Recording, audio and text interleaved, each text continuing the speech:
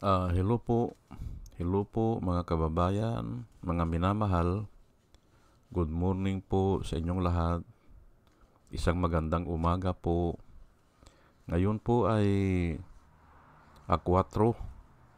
A4 po ng Oktubre 2024. October 4, 2024. At ang oras po dito sa Los Angeles, California ay alas 6:40 na ng umaga. Alas 6:40. 6:40 ng umaga. Friday po ngayon.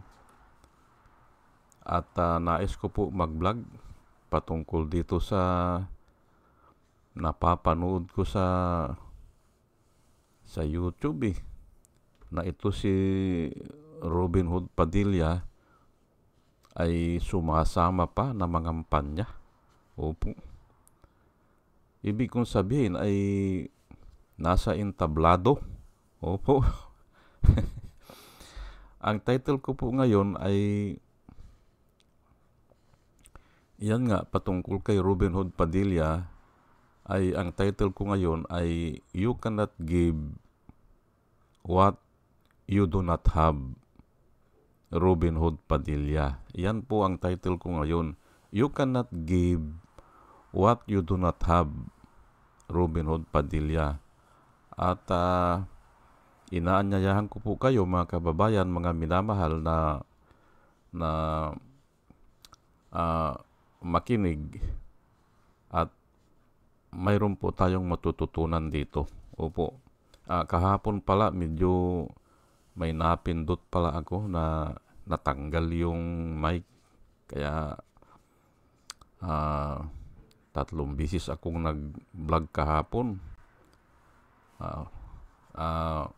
Okay naman po okay naman po. Palagay ko ngayon ay okay na kasi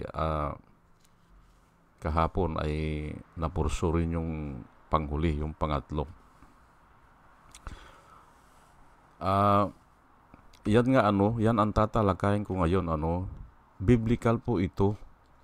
You cannot give, you do not have. Ay kasi po sinisikap ni Robin Hood Padilla na una ay gusto niyang magpakita ng gilas o magpasikat. Ay hindi po ninyo kayang gumawa ng batas. Yan po ipagpaumanhin niyo po sa mga ibang kurso o ibang linyada. Ay aminin na natin na kung hindi tayo abogado o advocates o hindi tayo nag-aral niyang abogasya, ay mahihirapan po tayo na makisabayan sa mga nag-aral po ng abogasya. At yan po ang nangyayari sa atin sa Quadcom. Opo.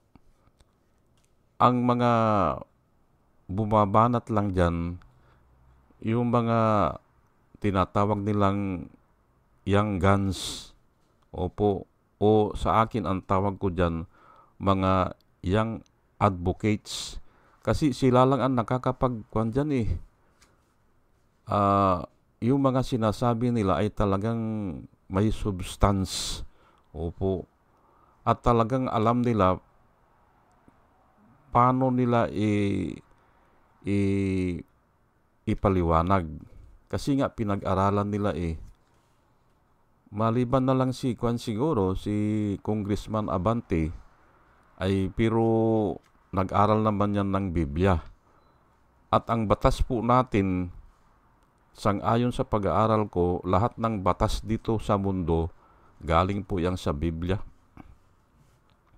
Naandyan na yan. Kaya lang ay katulad ng sinasabi ko, pinapaliwanag ko, patuloy kasi ang kasamaan ng tao. Kaya kailangan talaga ang batas. Opo. Nadadagdagan ang mga technology ang mga gadgets, hindi ba? Para gumawa ng krimen, hindi ba? Kaya kailangan talaga ang batas. Nahuhuli na nga po tayo nahuhuli na tayo dahil nga ang krimen ngayon ay cybercrime na po Ay wala tayong batas dyan Ayan po. Kaya ganyan. Ito si Robin Hood Padilla, ipagpaumanhin nyo po sa mga artista. Pero aminin na po natin, kailanman hindi pwedeng ihambing sa mga mambabatas talaga ng mga abogado.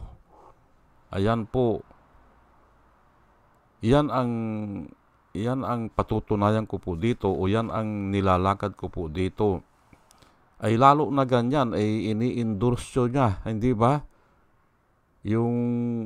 Ay mas lalo magagalit po ang tao sa tuwing makikita, hindi ba? Si Robin Hood Padilla nasa entablado. Ay simple saan ba kumukuha ng sahod yan o yung mga perks o yung mga mga allowance niya?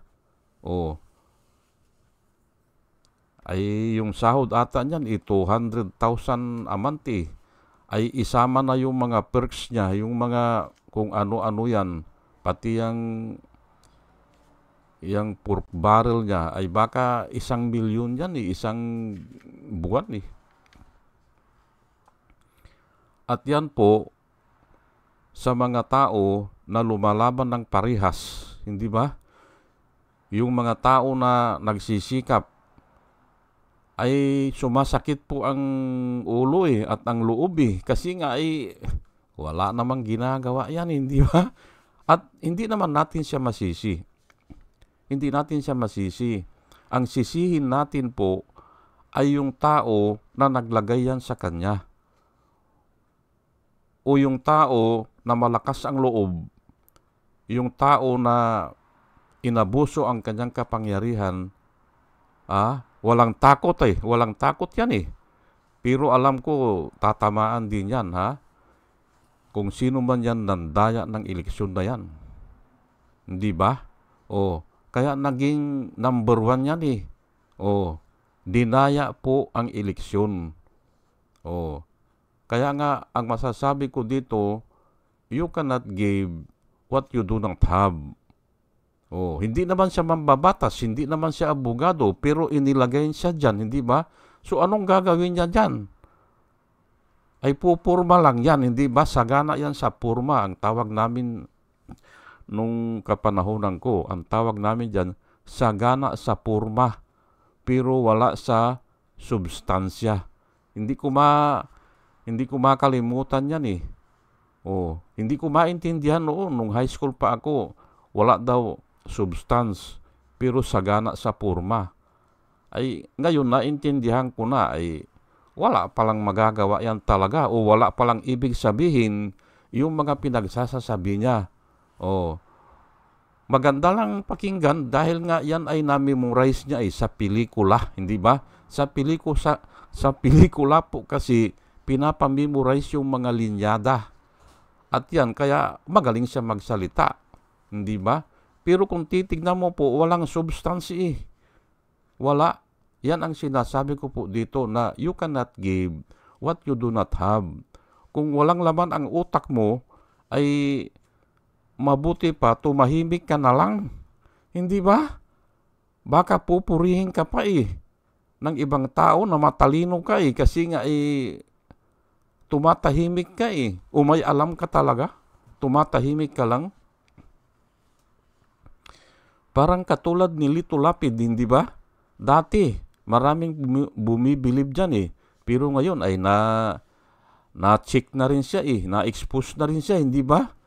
Dahil dyan sa pugo, hindi ba?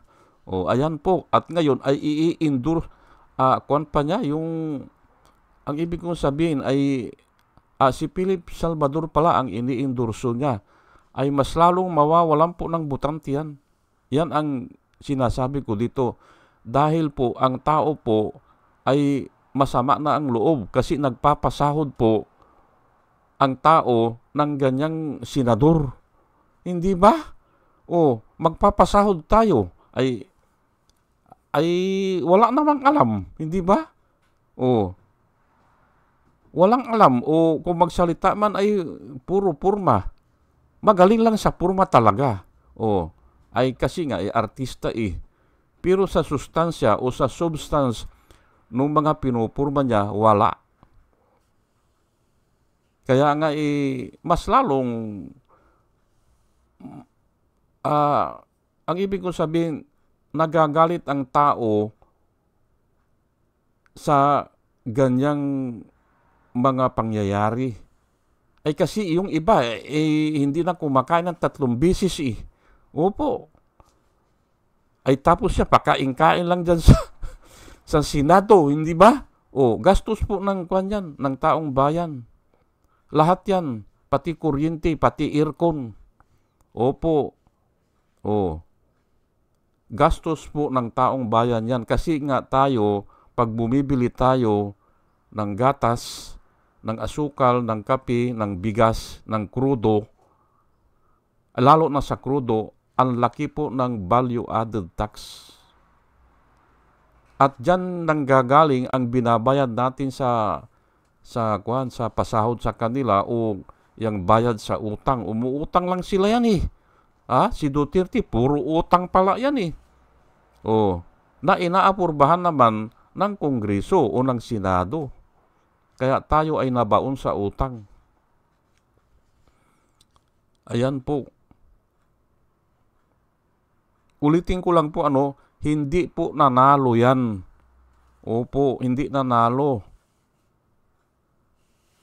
Ay kaya lang nanalo yan o hindi pala ibinuto ng tao. Kaya lang nanalo yan, correction lang po, hindi ibinuto yan. Kaya nanalo yan ay dahil doon sa Smartmatic. Na sa aking pakiwari, sa ngayon, lumalabas ngayon, mas malaki ang involvement ng Duterte kaysa kay Marcos dyan sa Smartmatic na yan. Kaya nga gusto nilang pabagsakin si Kwan hindi ba? May mga ugong-ugong na ngayon eh. May mga ugong-ugong na malamang totoo kasi napakinggan ko po doon kay Dim Diyos eh. Yung vlogger na magaling din yun. Ano bang pangala? Si Dim Diyos Journey ata yun eh. Yun nga, si Dim Diyos Journey. Taga Pasay ata yan o taga Romblon. Batnutan ba yun o Bantulan Romblon? May diniscuss siya kanina na pinakinggan ko na may nagbabalak daw o may ugong-ugong papatayin si Marcos. Ay bakit nila papatayin yan, hindi ba? Ayun na nga, kasi nga parang hindi na tumupad sa usapan o parang binaliwala na yung alyansa o yung pagkakaibigan, hindi ba? Binaliwala na ni Marcos, kaya ganyan. At ako, naniniwala ako dyan na mayroon pang mga ilan-ilan na mga iskalwags na dating military o dati nilang inuupahan na handang pumatay. Opo, kaya lang siguro ay hindi makatsimpo. Opo, kaya mag-ingat po dapat si Bongbong Marcos eh. Opo, iyan po ang nilalakad ko ngayon. You cannot give what you do not have.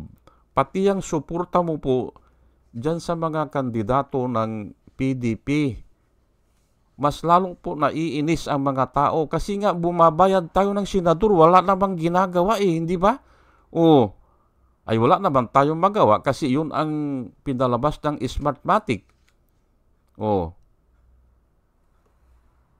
Na ito ang dahilan ko po hindi ko pa nabanggit ito bakit dinaya yan? Hindi marunong yung gumawa ng pandaraya. Kaya halatado eh. Hindi marunong eh. Dapat gumawa siya ng equation. Opo. Kinonsider niya lahat. Ito po babasahin ko lang po Robin Hood Padilla, 26 million. Bongbong Marcos, 31 million. Yung boto na nakuha. Si Sara Duterte, 32 million ang boto na nakuha. Sa kasaysayan po ng daigdig o ng Pilipinas. Kahit na dyan sa mga mayor na yan, sa local eleksyon, hindi po mataas ang boto ng mayor kisa doon sa first councilman. At dito sa Senado naman, hindi po tataas ang boto ng presidente sa first senator. Usually, ang boto po ng presidente ay equivalent lang sa boto ng pangatlo. Opo, pangatlong senador.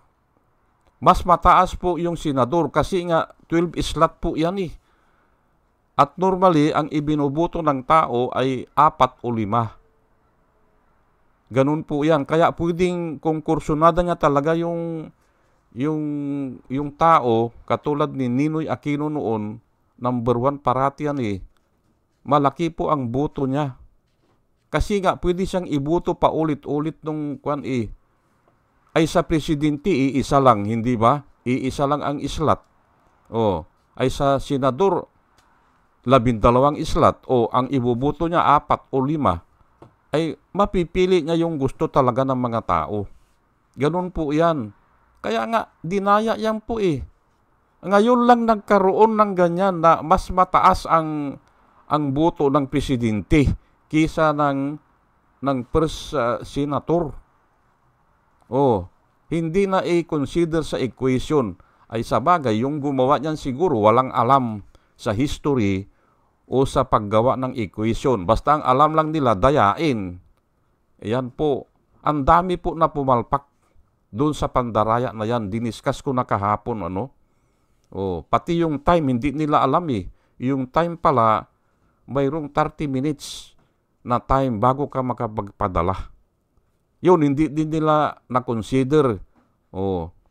Akala nila pag alas 7 na, pwede na magpadala. Ay hindi po. Sabi ng TINTRAYO.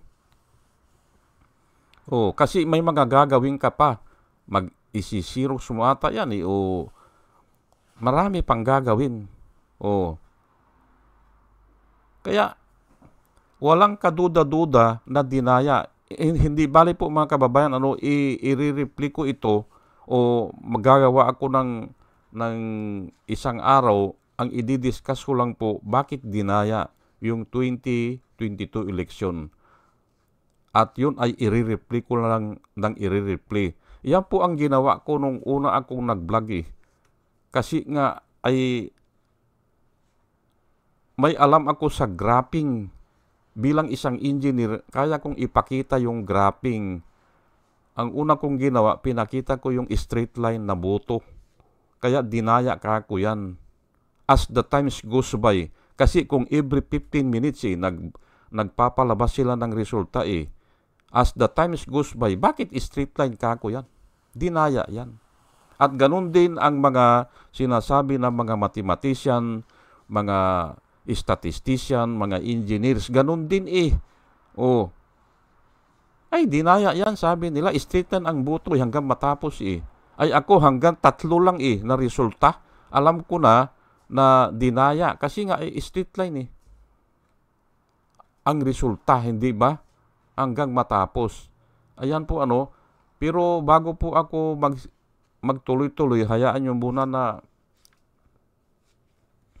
pasalamatan po itong batch number 2 po. Ito po sila babasahin ko po yung mga pangalan nila. I hope I pronounce your name correctly, I want to pronounce your name correctly. Ay ito po sila salamat po sa inyong lahat si Pussycat, si Doris May, si Antonino, si Ronel, si Ebi Compio, si Joey Valenzuela, pangatlo, batch number 2 po ito Salamat po sa inyong lahat. User NB, Parot, Pabs Naranja, Romer Solier,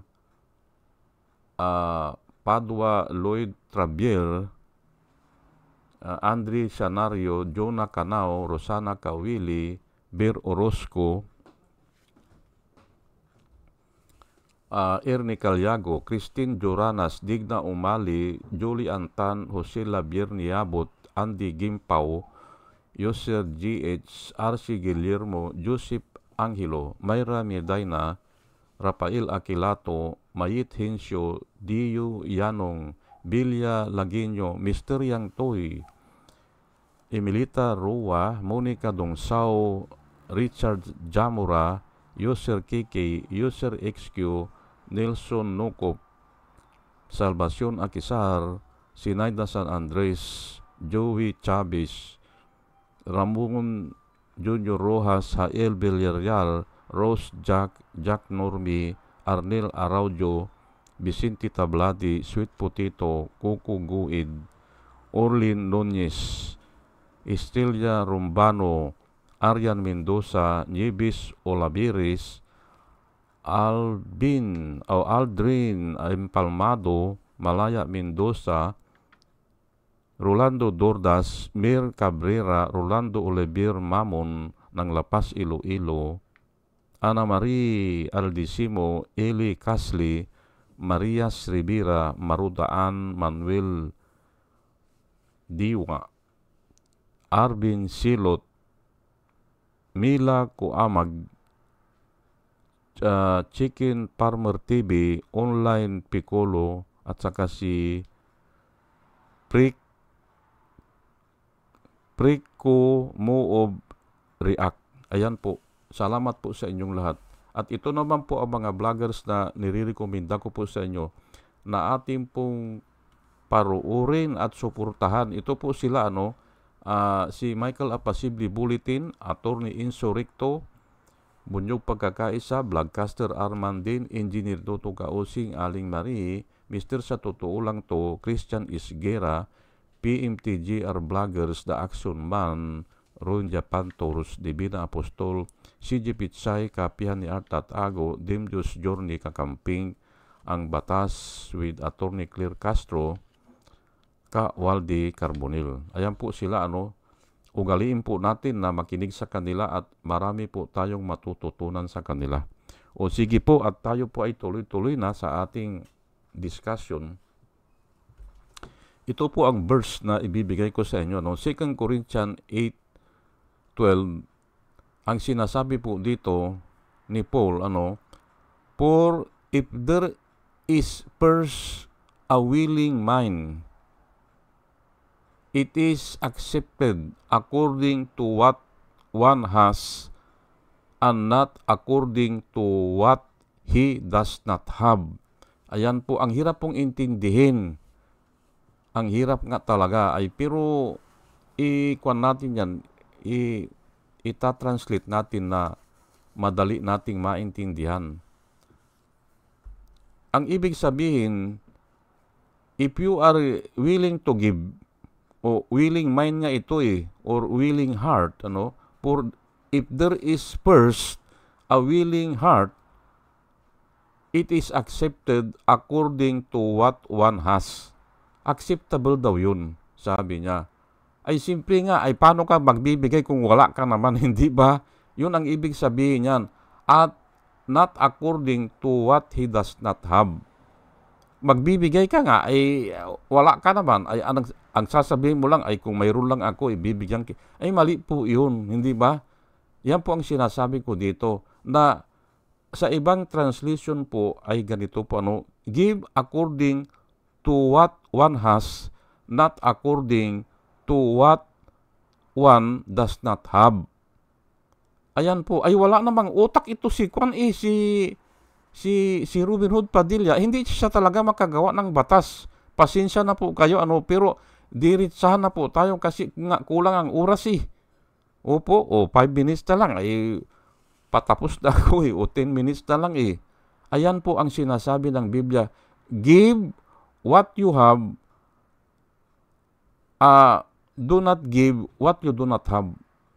Yun ang sinasabi na willing mind o willing ka talaga magbigay. Ay pero kung sasabihin naku po, ay sabagay, mga artista naman yan, hindi ba? Mayroon po kasi mga salita na binibigay ng mga direktor. Opo, yung mga lines na nakukuha po yan sa Biblia. Opo, nakukuha yan, kaya may epekto. Kaya nga yung mga kanta natin, pag minimemorize natin, hindi ba? Madali. Kasi nga ay halos lahat yan ay galing po sa Biblia. At yan ay words of the Spirit ang tawag dyan. Yung mga kanta na yan. Kaya naaapektuhan ang ating buhay. Hindi ba? Hilig-hilig lang po yan kasi Kung ano ang hilig mo na kanta, doon mapupunta ang buhay mo. Hindi ba? Ay totoo po yan. Naobserbahan ko na po yan yun ang sinasabi mo, doon napupunta ang buhay mo. Kasi yun ang sinasabi mo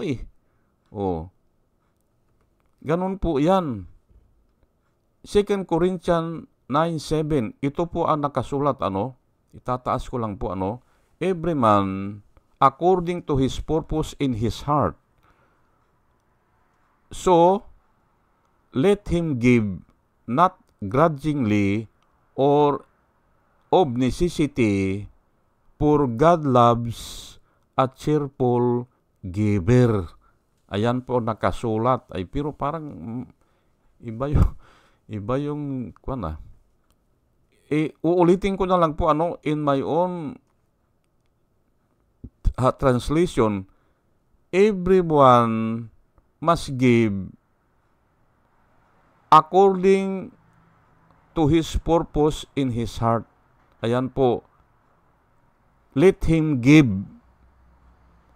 not grudgingly, hindi lang napipilitan o kaya because of a necessity, dahil nangangailangan nga, hindi ba?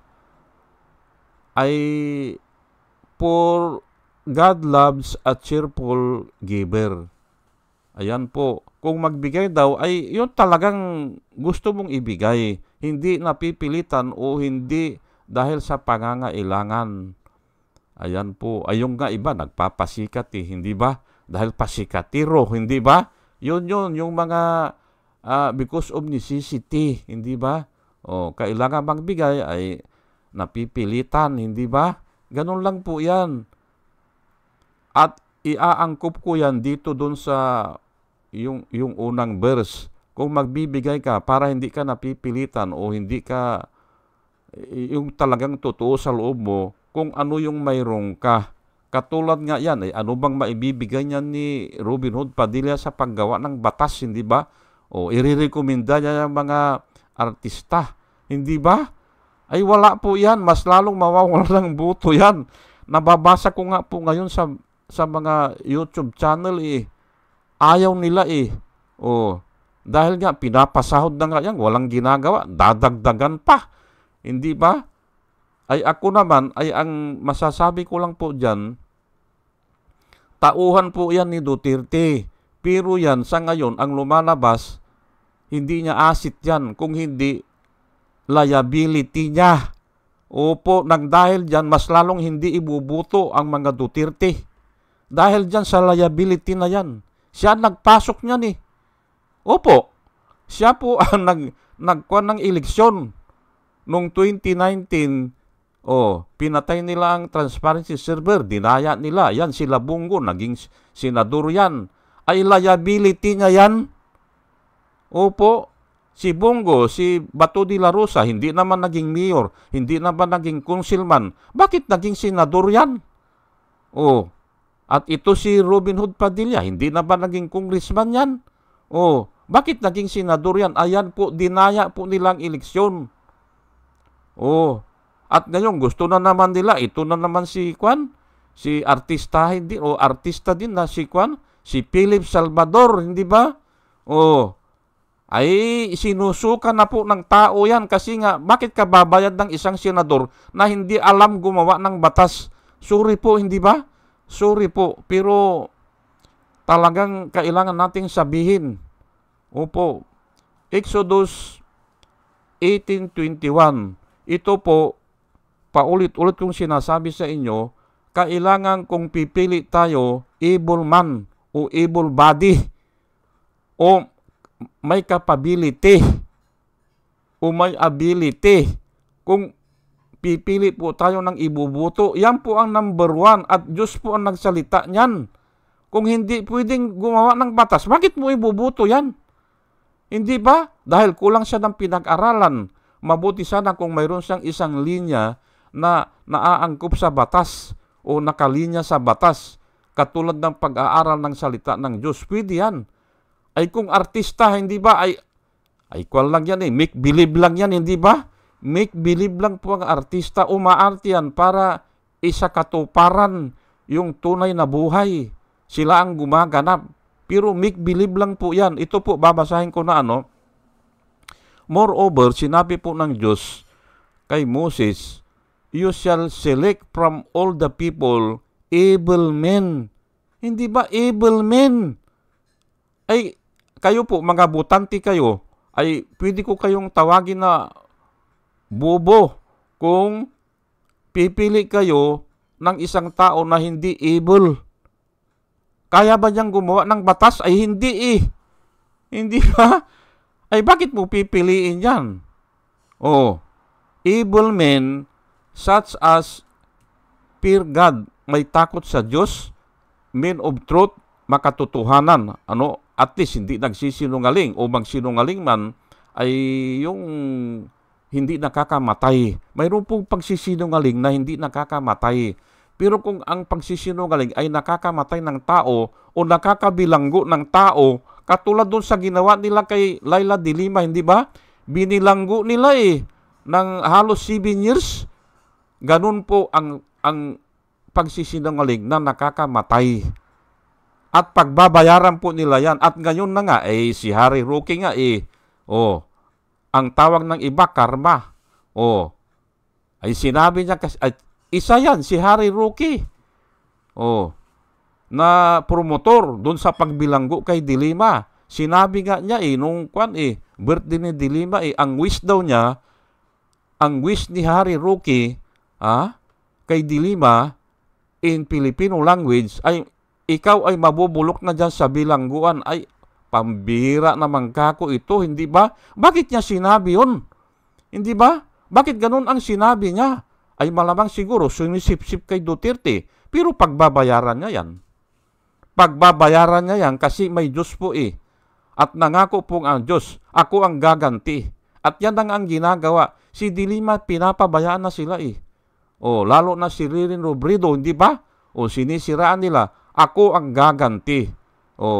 Do not take revenge, my friend. Sabi po ng Panginoon, vengeance is mine, I will repay. Ayan na nga, hindi ba? Pinaghahanap na ngayon si Harry Roque. Ayan po, Ano pa? Itong hating covetousness, ayaw ng hindi tumatanggap ng bribe o ng lagay. Hating covetousness ka o yung dishonest gain, ayaw yan. Yun ang piliin natin. Hindi ba? And place such over them to be rulers of 1,000, rulers of hundreds, rulers of 50s, and rulers of 10. Ayan po. Ano ang qualification na ibinigay ng Diyos? Able men, number 1. And with yung may takot sa Diyos, fear God, at saka men of truth, at saka hating covetousness o hating dishonest gain. At ayan po ang makikita natin sa mga Duterte, hindi ba? Si Garma ay ano ngayon, hindi ba? Ang daming bilyon pala ang nadispal ko niya 90 billion ata sa Philippine Charity Statistics Office kasi ginawa siyang general manager. Bagamat siya ay wala siyang qualification, ayan lang nga ang nangyayari po ay simple gagawa po ng kalukuhan yan kasi sasamantalahin po at wala siyang lisensya na ikuan niya. Halimbawa, siya ang isang abogado, hindi ba? Walang lisensya ang lisensya lang niya ay naging sunod-sunuran siya kay Duterte, hindi ba? Ganun po yan, kaya ang tao po galit na po. At yan nga ay ina-add ko na ito kay Robin Hood Padilla. Magpapasahod tayo ng ganyan. Ang advice ko kay Robin Hood Padilla, tumahimik ka na lang. Hintay mo na lang matapos ang 6 years mo. Matatapos din yan. Magtsatsaga na kami na babayad ng kwan kahit wala kang ginagawa dyan. Pero yung lalakad-lakad ka pa dyan sa entablado, ay naku po, mas lalong maiinis ang mga tao kay Duterte. Liability ka kasi isa na yan si Bongo, isa na yan si, naku po, puro daya yan sa eleksyon, hindi ba? Si Bongo, si Bato de la Rosa, si Amy Marcos, ay i-exempt na natin si Tolentino, baka nanalo talaga yan. Kasi nga, number 13 yan nung 2016, baka nanalo talaga yan. Pero itong tatlo, si Bongo, naku po, ay lalo na ito si number 1 senator na si Robin Hood Padilla. At sinabi ko na, bakit dinaya? Ayan nga hindi nila naayos, hindi nila naigbigay sa equation. Dapat hindi lalamang ang presidente sa first senator. Dapat nag-consult kayo sa mga engineers o mga mathematician, gumawa ng equation.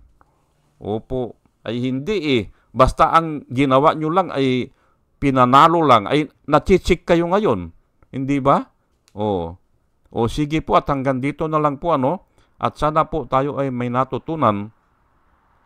At dinadalain ko po mga kababayan, mga minamahal, sa ating pakikinig ay magkaroon tayo ng wisdom na nanggagaling po sa Panginoon. At muli, mga kababayan, mga minamahal, isang magandang umaga po sa inyong lahat. Good morning po, hello, salamat po sa inyong pakikinig. Salamat po ng marami.